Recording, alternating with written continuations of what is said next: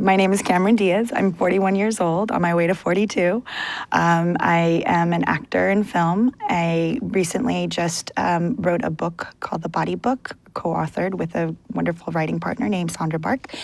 And I grew up in Long Beach, California. I live in Los Angeles and New York. I go back and forth, but I like the seasons. And what else do I need to tell you? I think that's it, right? Okay. When people say, oh, I want to be like you, I want to be an actor, I want to look like you, the question I always ask them is why? Like, really, why? And people, and especially America, this idea of fame, that to be famous means that you're successful, that you're happy. It's not about, I don't do what I do because I want to be famous. That's part of, being famous is my job. I am not, when I'm home, I am not, and I'm with my family and my friends, I am not famous. I am me, and I'm Kamron, and fame does not define me. And so if you are looking for fame to define you, then you will never be happy, and you will always be searching for happiness, and you will never find it in fame.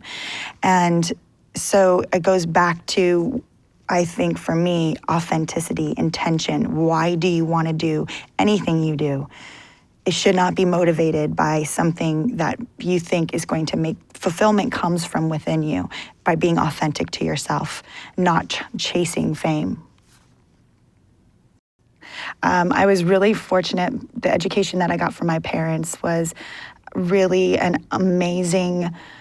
I was so lucky to have just the best parents who really trusted and empowered, and they just gave us everything. There wasn't a moment where my parents weren't teaching us. They were always teaching us, very actively teaching us work ethic, how to be a good person, how to treat people, how to be a good human being. Like, that was a very important thing to them. And there was always lessons.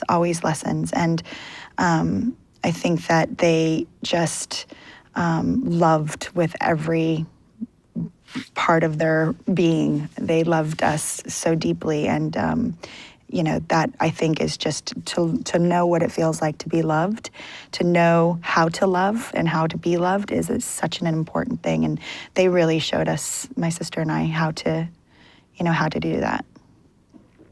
When my father died, the moment when that not knowing what that meant, not knowing what it would mean to be without him, I think was probably the hardest moment. And to have to see my mother have to say goodbye to him, and that was just really hard, and all of the family. But yeah, I think that moment of not knowing really was so painful. And then after that, knowing that, learning the lessons, like being very soon, like the next morning when I woke up, and I had this moment where I was like, oh my God, my dad is dead. Like, he's dead, he's gone.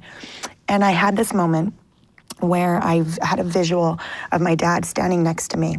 And all of a sudden I looked over and he was gone. And there was this massive hole, this huge, huge hole that was so deep I couldn't see the end of it. It was so dark, it was so overwhelming. And on the other side of that hole was this massive pile of dirt. It was so high, I couldn't see the top of it. And I instinctively, I walked around the hole. I saw myself walking around the hole, and I rolled up my sleeves and I started climbing through the dirt. And as soon as I dug my hand into the dirt, I pulled my hand out, and there was strands of emeralds and rubies, and in this hand was a gold goblet. And I was so perplexed for a moment, and I just immediately, all of a sudden, I realized, okay, where he once was is now this. He has left me a task, a responsibility, that I must climb up this pile of dirt that seems so overwhelming, and I must dig out all of the treasures that he's left behind, all of the jewels, all of the lessons, all of the things that are going to enrich my life. And I just saw myself climbing through it, and I'm still climbing up that, up to the top. And I've gotten he's left me so many beautiful treasures. So